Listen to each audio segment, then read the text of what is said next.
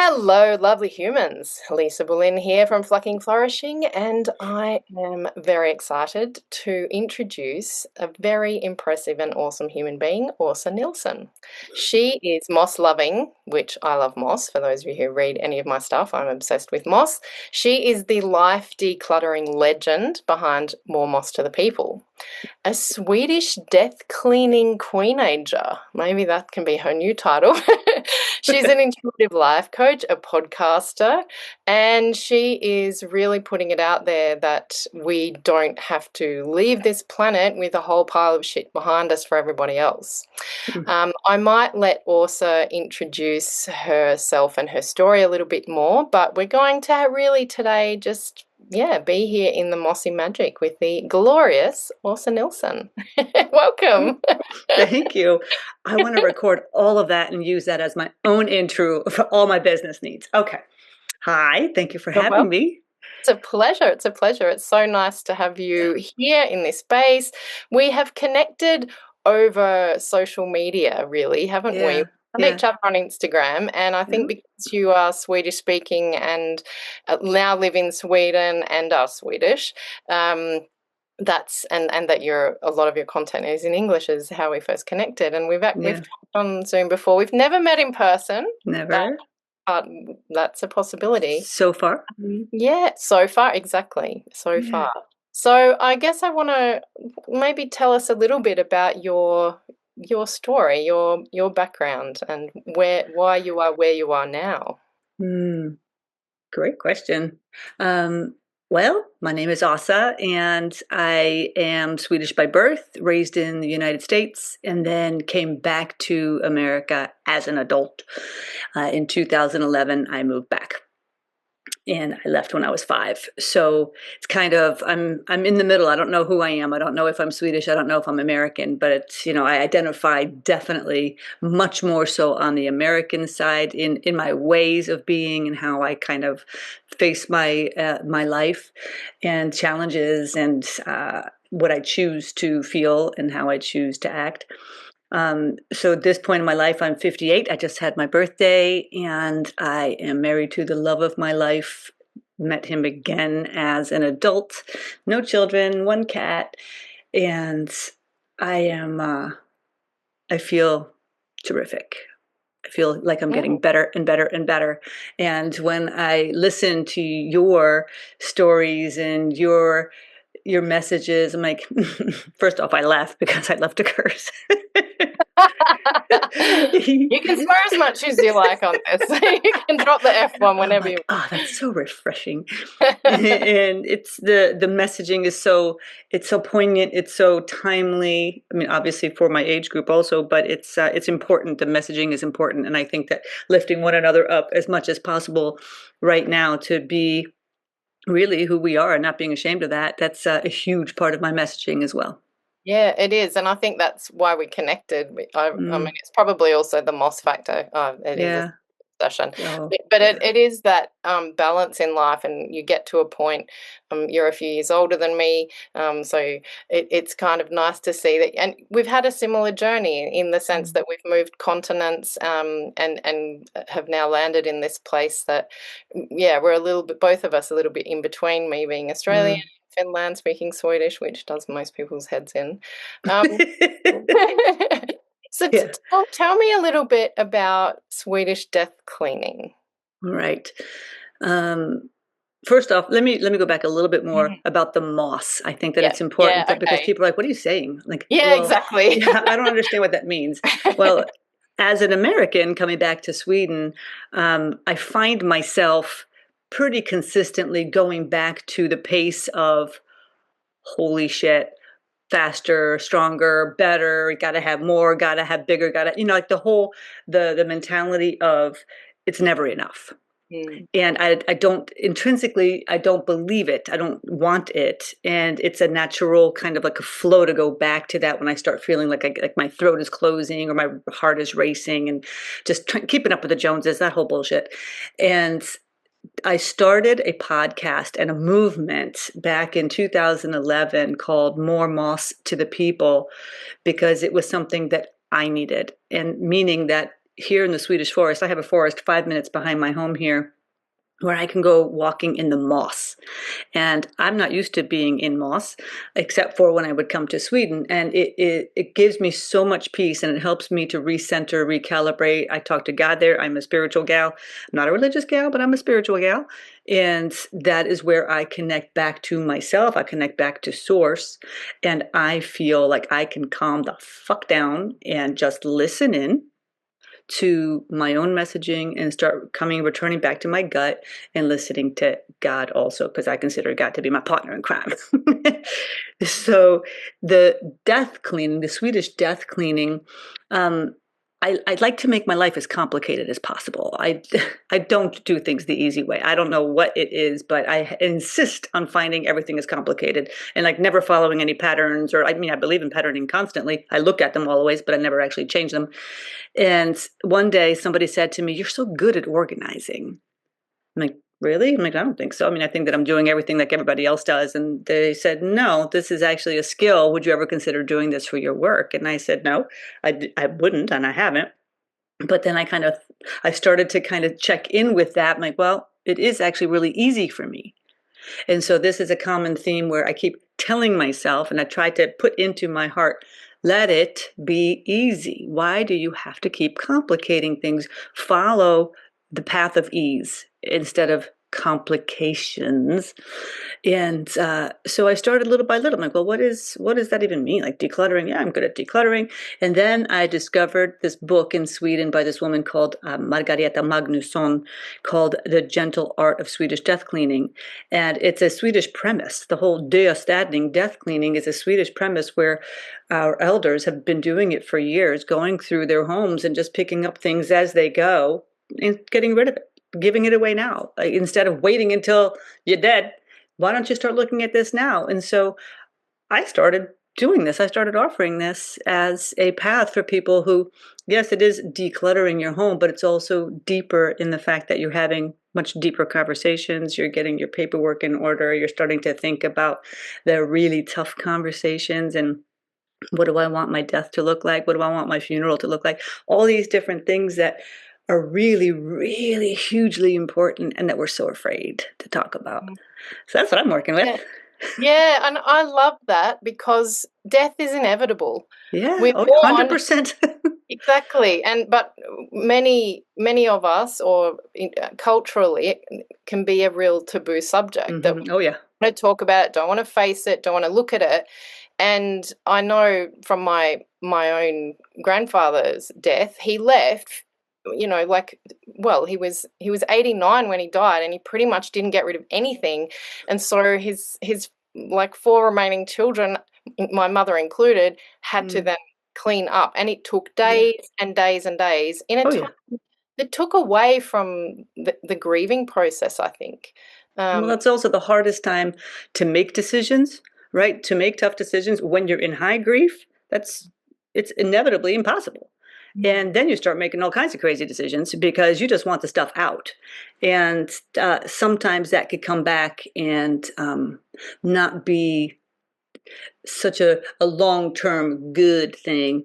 That's why I believe doing this work now as a 50-something-year-old, I mean, you don't have to be 90 years old to do this work.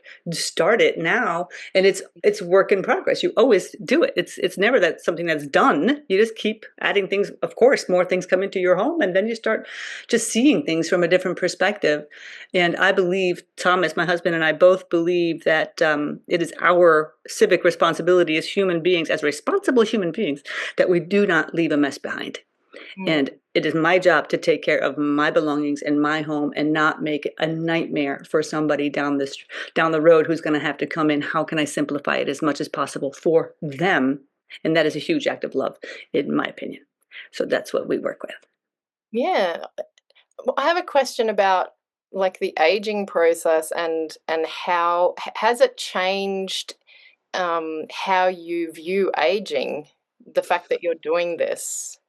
You know, I love maybe I'm strange. I have no idea, but I love my birthdays. I am so proud of the fact that I get to get up every single day. I pop out of bed. I'm like, I am healthy. I take care of myself. I do the best that I can with what I have to enjoy every single moment of every single day. And that is something I'm definitely working on. That is practice. That is not something that is in, that doesn't just come, that comes with work, and meaning that it's work that I enjoy. So working with people as I see it, I was thinking about my client yesterday who's 95 years old. This guy has more energy. He helped me. He was strong like bull, man. That guy was lifting things. He was moving things. He had no problem. He was right there with me. And I'm like, wow, look at this guy go. I look at my mom who's 89 years old, and remember when we were young? I mean, people who were 89, they were like 1,089. We have gained. Seth Godin, I was listening to something with him, and I think it was another podcast called the Chrysalis podcast, I think, and he was talking about how we've gained 20 years. The difference now is people who are 70, we have now gained 20 years of life, and so we're going to be around longer. We potentially are going to be getting hopefully healthy, right? Getting to be here and making a difference a lot longer, leaving longer legacies, right? Because we got more time to proactively consider our legacies versus, okay, I got an hour, I got to hurry up and write this down. I am a believer that we can prolong our lives by being really cognizant about how we live our lives today, because how we live our lives today is going to make a big difference 20 years from now. And you talk about your connection with nature. I mean, I'm all about flocking, flourishing in whatever situation you're in, and how important that is to you. Is that something that you also bring into your work with death cleaning, or have you seen any other connections? Like, I guess I'm thinking about the people that you've worked with, and is that something you've noticed they do too? Are they nature people, or maybe you haven't noticed? I don't know. I'm just thinking about longevity, and like, I know my connection with nature is strong and deep and refreshing, and it revitalizes me, and it is obviously you too. Is it something you've noticed in your work? Yeah, no, it isn't actually Yeah. something that I've noticed. I think that the people that I work with care. They Mm. care enough about themselves. They care about their loved ones. It's the footprint. It's more of people say, "Well, why do you keep talking about death? It's such a terrible topic." No, it isn't. I think it's a beautiful topic. Death and life and death. It's all the same thing. I mean, it's an important conversation, and what I notice, it's not necessarily that they're nature loving or not nature loving. They are life Yeah. loving. They are in tune to the difference that they make and will make, and that they do not want to be a burden on somebody else down the road. Yeah. And that says something about them as human beings. So somebody who would never contact me is somebody who literally doesn't care. My family could take care of this one day. I don't care. That's they'll never work with me, and I won't work with them. That's you do you, and your Yeah. family is going to be miserable, and that's unfortunate. That's unfortunate that people feel that way, but that's okay.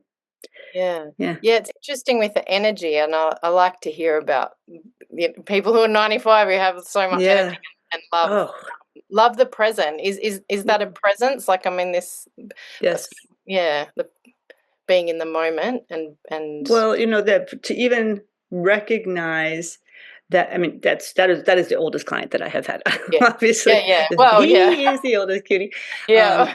But I've also had people in their early 50s. Mm, And are they any different? They need help because they have too many things, and they don't want to ask their kids. It's harder to ask their children for help because they've got their own lives. They don't have time for this. So the energy is definitely, I see. I mean, they have to work with us. This is never something that Thomas and I go in and do for them. I mean, they have to be right next to us because I can't make decisions whether you want that sofa or not. I don't like it, you're getting rid of it. It isn't like that. It takes a certain type of person that is willing to also be very vulnerable, because you're coming behind kulisserna, you're coming behind the curtain, right? Like Mm. the mask of, oh, my house is so perfect. I'm like, okay, let's open that door. Let's see what's behind it. No, no, no, no. Yeah. It's you Don't see go in the everything. bad room. Do not go into that room. Yeah, you see everything. And so somebody has to be able and willing to allow you in. And that is Yeah. really important. Very, very private, very intimate, very um, interesting to what you see. Yeah, and working as a couple, how is that for you? It's obviously Mm. working well, but Yeah, well, Thomas, he's big, he's tall, he's the Mhm. muscles behind the operation here. So I do more of the conversation, the whole moment of conversation of the importance behind the item that we're looking at. Thomas is more moving things out, because what happens is when people start actually going through their things and getting it ready, we got to get it out as quickly as possible, because otherwise they're going right back in that as soon as we leave and start digging in there again and taking it back out. I made a mistake. I want this. And so we move it out and make sure that they actually want to get rid of it. I mean, to actually move it on to the family member or to recycling or to secondhand store, what have you. That's It works really, really well. And I was surprised working with Thomas, because I didn't know, because we're different people. I mean, oh, very different. And he just kind of does his own thing. He's like, hey, I'm going to work on this today, because I'm going to just keep moving things out to, like, for example, we had a client in Texas, and they have two homes. So this was their city home, and then they have a country home, but they were no longer going to really need the city home. So everything in this house had to be gone through. And then what was considered garbage, we had rented a humongous, what are those things called, like dumpster, a 10-yard dumpster. yeah. So Thomas's responsibility was to go get everything out, but organize everything in the dumpster so we can get the best use out of that dumpster for an entire home that had all Yeah. these things that were duplicates that would not be able to be used again, that they would have to go into the garbage. And so he did that, which was great, because for me to do that kind of work, that would take forever. So it's a really good balance. Beautiful. I love Yeah, that. Kind of yeah. like, yeah, double flourishing, isn't it? Yeah, Like yeah. And the using the skills clients you have. love him too, because he's Yeah. got a heart of gold, and he talks, his parents died tragically, and he Mm. has no problem talking about death. And so he talks very openly, and he's very calm, and people just love his energy. So it's a Mm. very good combination of both of us. You have a background as a coach, and I'm Hmm. wondering how useful and how much you use that coaching experience in this incredibly vulnerable space that you're Mm, going into. mm. It feels so different now. When I was a life coach, I'm a certified life coach. I started my business. I knew at the age of 50, I was no longer staying at the job that I was in. Very high stress. I do not do well with loud noises, extremely loud noises, and very high loud noises constantly.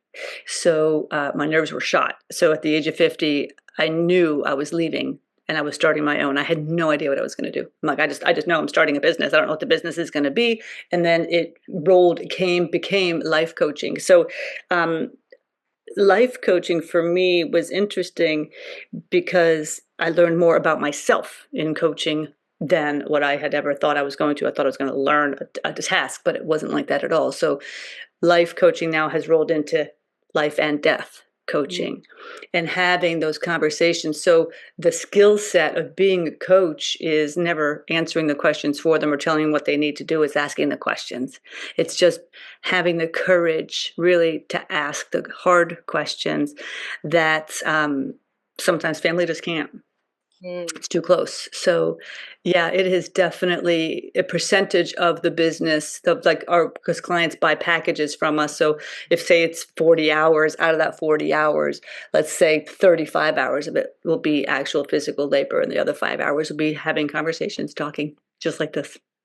Yeah. So Beautiful. if you're thinking about flourishing and like your life journey, are Mm. there moments in time um, that you can pinpoint where you've looked back and you can reflect and say, yeah, that was really amazing. Like I'm thinking in terms of Mm. flourishing and you feeling you. The couple times, I mean, making bold decisions in my life to move across the world as an adult. leaving a successful real estate business. I was a real estate broker in Charlotte, North Carolina for many years. And then I got a divorce from my first husband. And I came to Sweden for a family wedding. And it was at that moment in 2009, I was looking around at my family. I'm like, I'm coming home. I'm coming back. I always knew I would come back. Ever since I was little, I just never knew when it would happen. That decision was a big decision to make, and ended up being reverse engineering, like, ahoy, right? Everything that had to happen in order to say, I had to set a date, 2011, April, I'm moving to Sweden. And then it all happened, unfolded beautifully, right? Yeah. Universe, talk about being supported when you make bold decisions and you say, I'm doing this. All of a sudden, everything falls into place. Starting my business at the age of 50, maybe not the smartest way to go about it, because I quit like 100% done. I'm done. I'm over this. And I'm going to start my own business, and, depleting the savings account, and, the American mindset of, you got to have money. You always have to have money. And to see how little money you really need to have a full life. I would never have experienced that had I not made the decision to really start using my creativity in a completely different way, and trusting my creativity, and trusting my ability to know I always have enough, and there's always more where that came from, right? That it's the mind of seeing that. To me, is flourishing, because being afraid of not having enough, that's minimizing, that's lack, that's nothing, that's not where I want to live, right? How do I want my future, how do I want today to look like? Enough about the what's next, right? Like, I don't live my life so much in the what's next. I live really very consciously in what's now.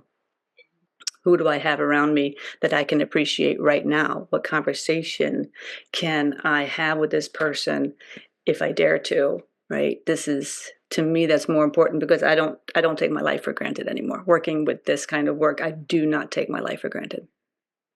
Every day is a gift. I Every got day. goosebumps when you talked about that Mm, moving and the lessons that you had to learn, that you mm, look back and, maybe I shouldn't have done this. I relate so much to what you mm. said, because it's very similar to what I've done. It's kind of like, yes, I'm moving across to the other side of the world I'm because doing this. my heart is, yeah. And people are just like, are you insane? I'm Yeah, like, what? what the hell? It's like, I only Mm-hmm. did once.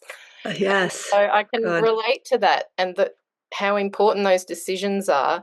I want to ask you about intentions, because I'm very much for setting intentions, and Mm, the universe kind of mm, can do amazing things. What is intention setting something you do, or is it more like, mm, do you frame it in different words? mm.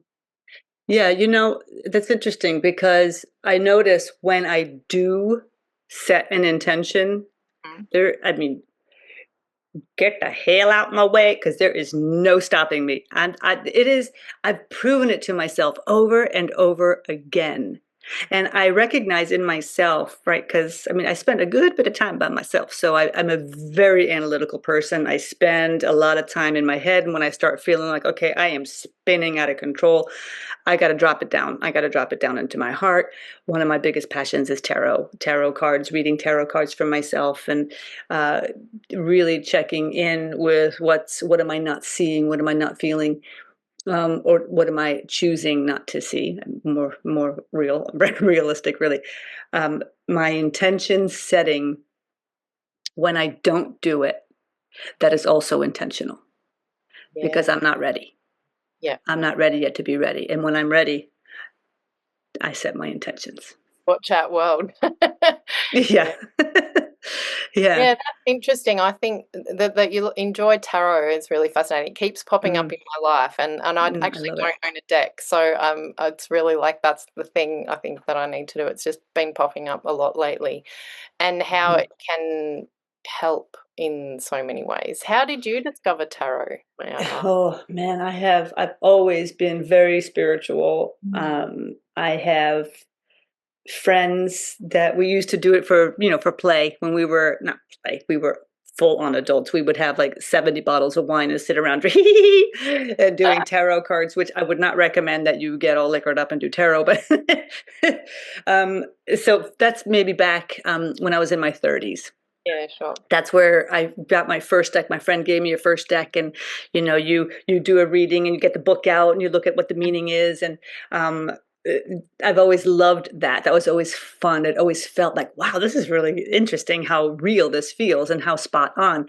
And so now as an adult, I love astrology. I love birth charts. I have found so many incredible people on the computer, right? My Mm, virtual world. I mean, this is how I live. I'm a virtual coach. I was a virtual coach before, and now with our death cleaning, I'm looking at potentially spinning it more into also being offering virtual coaching. Don't know mm. how that's going to work, but we'll see. We'll see Yeah, how I that's can going to see be. that working. Yeah. Yeah. Yeah. I mean, it's got to play. I got to stay playful with it, right? And to try to just find people that would be interested in trying it out with me. But tarot, I found an online group. This woman by the name of Sinead Fine, and she is now in Australia and Mm, was in Israel at the time. She has a group called Tarot for Women, and I bought her tarot course, and she's an excellent teacher. And she teaches you, you do not read the book meanings, you don't read the card meanings. You check in with yourself. You check in with your intuitive self, and you look at the card and say, what does it mean for you? And that's what the card means. And yeah. so she is who I learn from, which I love learning from people who aren't so rule driven, so black and white, which I tend to get very easily black and white. And so it's part of my creative circle that I allow myself to have these people around me that I can learn from. And so I mean, I've got my tarot deck right here. I always keep it right next to me. I always pull a card before I do any kind of a conversation with somebody, before I did my podcast episodes. And I pulled this card today, which is the Five of Cups. And for Okay. my sake, that just means don't forget to don't spend your time looking at what's gone, right? Look Mm. at what's behind you. Like, hey, don't forget about me. Look here, I'm here. So That always the perspective. gratitude. Yeah, Mm, perspective too, yeah. maybe. Oh Yeah. yeah. Yes, of course. Think You could just turn it thinking of around. exactly. Look at Yeah. it from another perspective. That's right. Yeah. Mm. I've got another question here for you. Ask away. Yeah, what's a fuck it decision you made that actually changed everything? Fuck it. Ah, fuck it. God, so many. It's You could the give me a list. no, the biggest fuck it decision that I honestly have ever made in my life was to get quiet. That was hard for me. Yeah. When I moved to Sweden, I chose to not move here up to where I live now, but to live in our family home for a year to face myself. Mhm. And that might be like, well, why is that a fuck it decision? Because if anybody has ever done any kind of shadow work, that's something you probably want to run from. But I had been running from myself long enough. I did not like who I had become. I didn't like what I stood for. I didn't even know what I stood for anymore. I was just lost. So the choice of moving to Sweden, making that happen, creating it, and then getting here, and then choosing to not just keep running, but to get real quiet and start looking and taking accountability for myself and my decisions, and asking for forgiveness and of myself and of others. I mean, just stupid shit you've done your whole life, that it wasn't really a good reflection of who you really are, and then making different decisions from that point out. Mm. Again, this was 2011 now, so that was a long time ago. Yeah. Yeah. Yeah, I guess you've had a lot of time to reflect, and I mean, it's a huge decision moving country. Mm. I know because I did it too. Yeah, yeah. Um, what are some of the challenges you've overcome? I mean, you're moving culture, okay, you were one foot in Mm. the culture, weren't you? But Yeah. not the Yeah, same. really the biggest.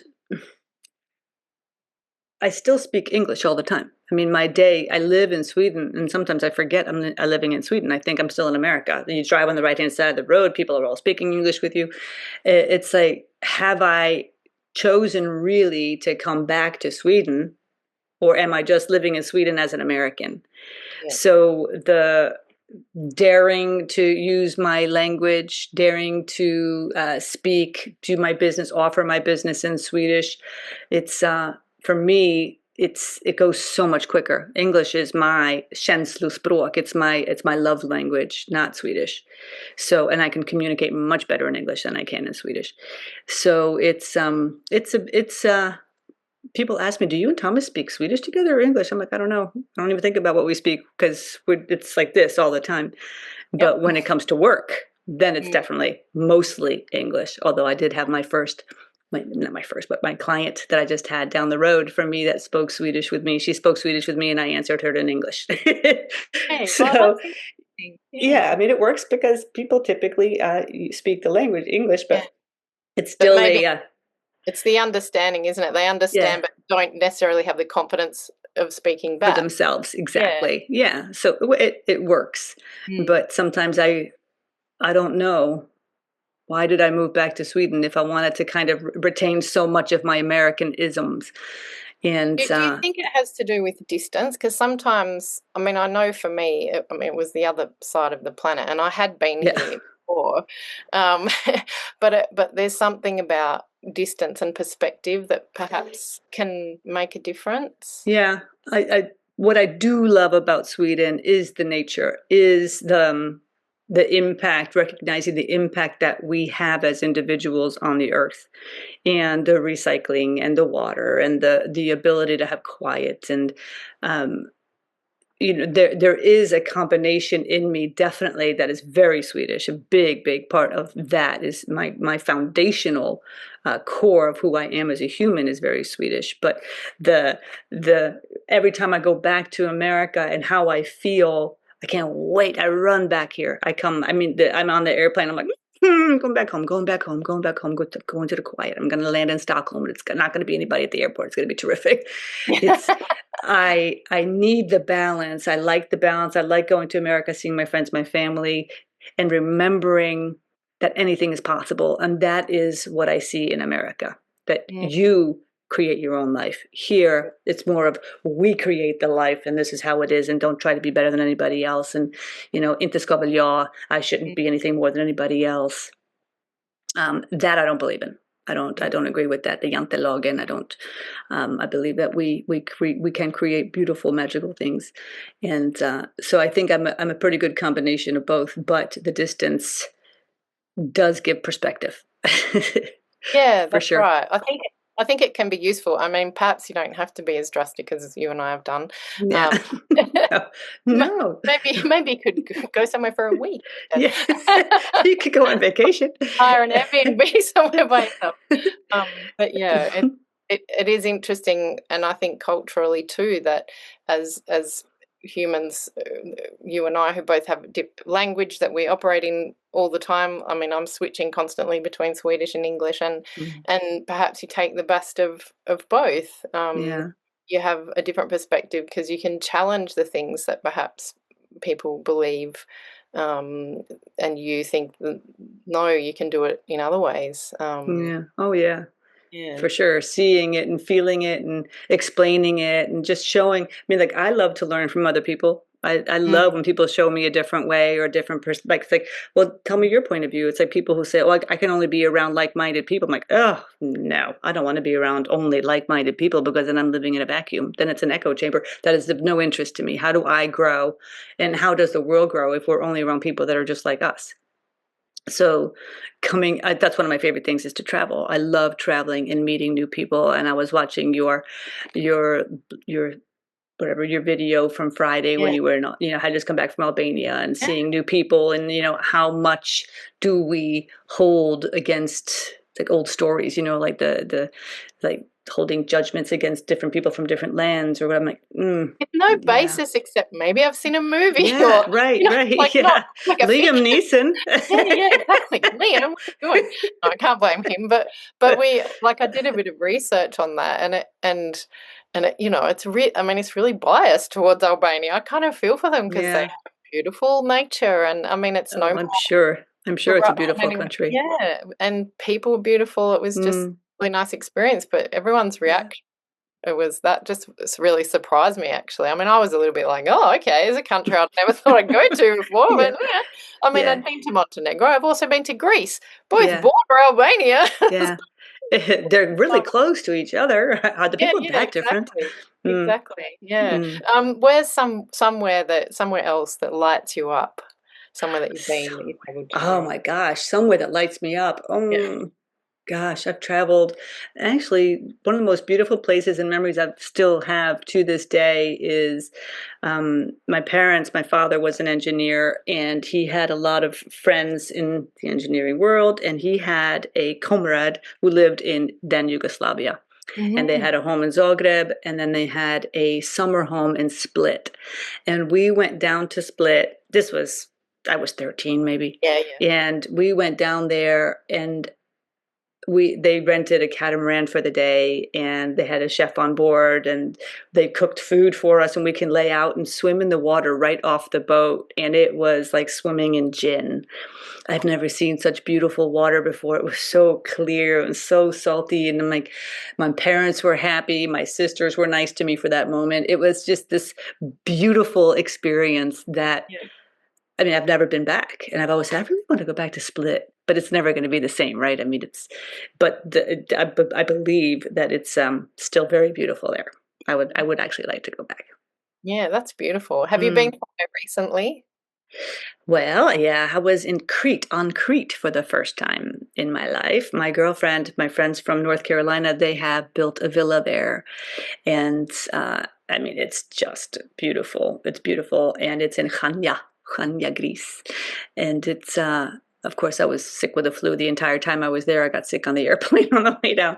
But Oh. wow, it's a very nice island where we were anyway. It was very, very beautiful. Mm. Yeah, I like Greece. Yeah, I've been once to Greece. It would be nice to go back and maybe go to Crete too. I've thought about that. Yeah, go to Or Chania. Peru as well. I have a friend who has a Yeah, beautiful villa that they rent out. right.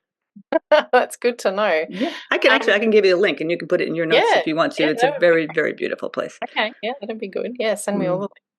links. I have a question. What are your ingredients for a plucking, flourishing life? Oh, girl.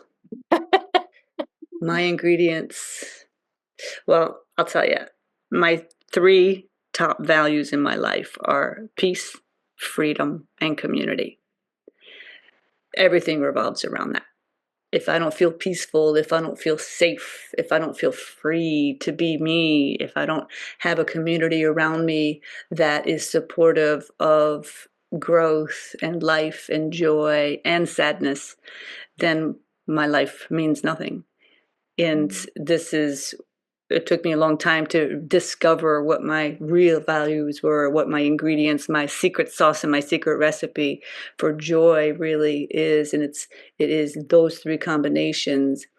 When uh, when I have those, I'm on top of the world. Beautiful. I love Mm. that. If someone's feeling a bit stuck, what would your advice be? Get out of your head. Nice. Get out. Because if you are stuck, you're only seeing things from your own perspective. You keep maybe circling back and trust me, I do it all the time. I do this all the time. That's why I know I get stuck and then I take no action. I do nothing. I become paralyzed. And then it's almost like, get up, wake up, do something, go serve someone else. How can I reach out to a friend that I know is hurting? How can I just call somebody, say, hey, how you doing? You want to go for a walk? You want to go in the mosque? You want to go in the mosque with me and then go get a cup of tea? It's getting out of my own way. That's that for me. That is what I find that the stuckness or the feeling of nothingness, like no value, is because I'm not actually taking one foot, just one step. Doesn't like one bite. It doesn't have to be the whole thing. Just do something different. Get out of your way. Thank you Mm. so much, Orsa, for Thank joining me you. today. It's been Thank amazing, and I you. hope that everyone listening has I'm sure they've taken many things from your Mm, wisdom and your 58 mm. years on this planet and the journey that you've had. It's truly glorious, and it's just such a Yeah. pleasure also to talk to you when you've had a Thank you. similar journey to me. Mm. There's so So many. nice to meet Yeah, like-hearted people. yeah, that's right. Yeah. Yeah. Beautiful. So it's been an absolute pleasure. I look Thank forward you. The to pleasure connecting. has been mine. Yeah, thank you, Orsa. Thank you so Thank much. you.